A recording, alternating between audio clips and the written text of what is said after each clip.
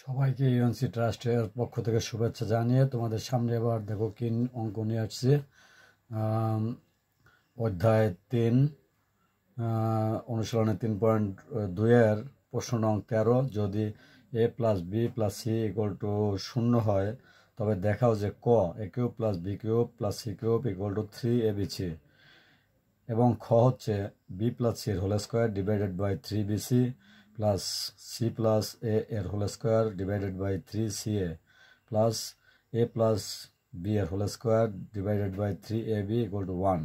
এই হচ্ছে প্রশ্ন। আমি প্রথমেই ক নাম্বার সলভ করব, দেখতে থাকো। সমাধান দেওয়া আছে a plus b plus c equal to 0। এরপর এখান থেকে কি লেখা যায়, অতএব দিয়ে a plus b equal to -3 লেখা যায়, অর্থাৎ এ প্লাস বির একটি মান এখানে বের করে রাখলাম। প্লাস সি ছিল, ডাইন সাইডে আসায় মাইনাস হলো। এরপর দেখো কি করছি, বাম পক্ষ নিয়েছি কয়ের a cube plus b cube plus c cube. এখন a cube plus b cube এটার যে বেসিক পাওয়ারের সূত্র রয়েছে মান নির্ণয়ের, সেই সূত্র এখানে ইউজ করা হয়েছে। Plus b whole cube minus 3ab into a plus b আর প্লাস সি কিউব থেকে গেল।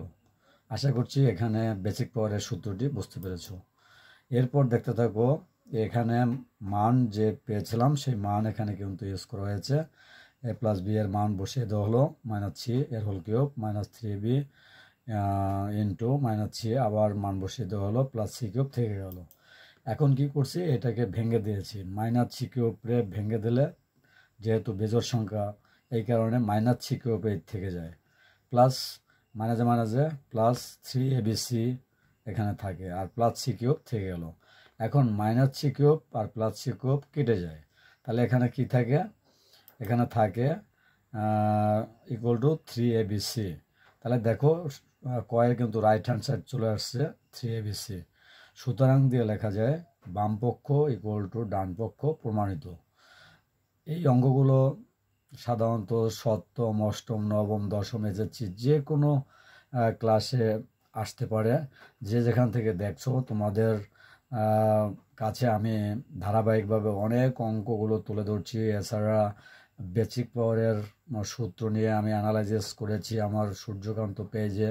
এছাড়া আমাদের ইউএনসি ট্রাস্টের ইউটিউব চ্যানেল রয়েছে, সেখানেও তোমরা এই অঙ্কগুলো পাবে এবং বিভিন্ন ধরনের কৌশলগত সূত্র অ্যানালাইসিস করে দেখানো হয়েছে। সেগুলো বারবার দেখলে তোমাদের বীজগণিতের অঙ্কের দুর্বলতা অনেকটা কেটে যাবে। এই কথা জানিয়ে সবাইকে শুভেচ্ছা অভিনন্দন জানিয়ে ক্লাসটি এখানে শেষ করছি। ধন্যবাদ সকলকে।